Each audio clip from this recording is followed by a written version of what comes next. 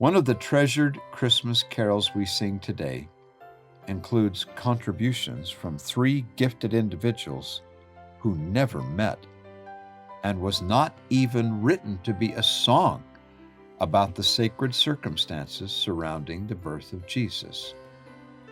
The man who wrote the text for the song was considered a nonconformist and a bit of a rebel by many in his country.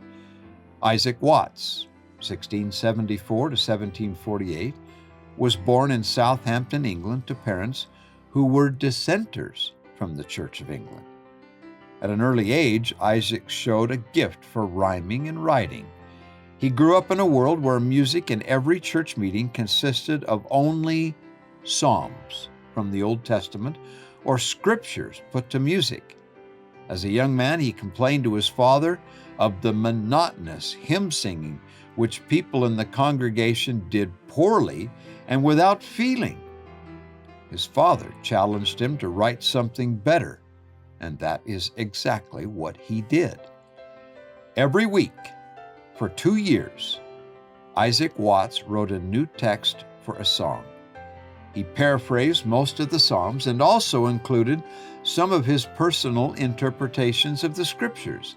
These updated texts were well received by church members, but critics described his writing as worldly and inappropriate. His work was published in the collection of 210 hymns and spiritual songs. Watts explained, quote, "While we sing the praises of God in His church, we are employed in that part of worship which of all others is the nearest akin to heaven, and 'tis pity that this of all others should be performed the worst upon the earth." End of quote. Writing hundreds of hymn texts in his lifetime, Isaac Watts is recognized today as the godfather of English hymnody. One of the hymns that he wrote, which was published in 1719, was based on parts of Psalm 98. Verse 4 states, quote, "Make a joyful noise unto the Lord, all the earth. Make a loud noise and rejoice and sing praise." End of quote. The song celebrated Christ's second coming to the earth. The second collaborator was George Friedrich Handel, 1685 to 1759. The popular German-born composer who lived in London, Watts and Handel were contemporaries in England, but did not collaborate on this hymn. Handel's most famous work today is the Messiah. His contribution was acknowledged by the third contributor to the carol.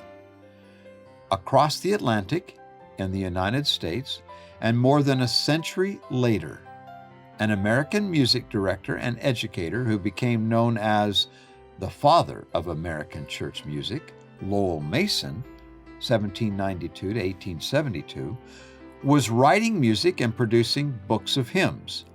His tunes were often influenced by the work of European classical composers, including George Friedrich Handel. While living in Boston, Mason served as president of the Handel and Haydn Society and worked as music superintendent for the Boston school system. He was a champion of youth music education and is even credited today with writing the tune for the children's nursery rhyme, "Mary Had a Little Lamb." One of the musical styles which Lowell Mason used in his melodies was fuging, where voice parts entered one after the other in rapid succession, usually repeating the same words. One of the hundreds of musical arrangements Lowell Mason made used a text from Isaac Watts' hymnal, using a melody which had been around in England for several years called Antioch. He made some changes to the tune, crediting it as arranged from Handel. Part of the melody was similar to some passages within Handel's Messiah. They were combined with notes Mason wrote and repeating words in a fuging melody. The song was published in 1836 during the Christmas season, titled Joy to the World, it grew to become one of the most popular Christmas carols. Though the hymn was conceived by Isaac Watts as a song more about the second coming of Christ than his birth, it is loved as a song of praise and worship today. Quote, "Joy to the world, the Lord is come. Let earth receive her King. Let every heart prepare him room, and heaven and nature sing. And heaven and nature sing, and heaven and nature sing. Joy to the world. The Savior reigns. Let men their songs employ, while fields and floods, rocks, hills, and plains repeat the sounding joy. Repeat the sounding joy.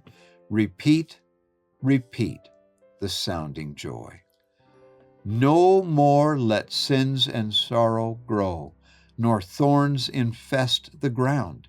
He comes to make his blessings flow, far as the curse is found, far as the curse is found, far as the curse is found.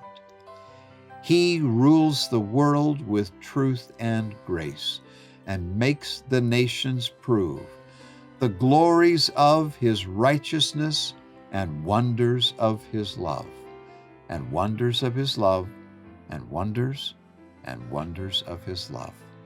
End of quote.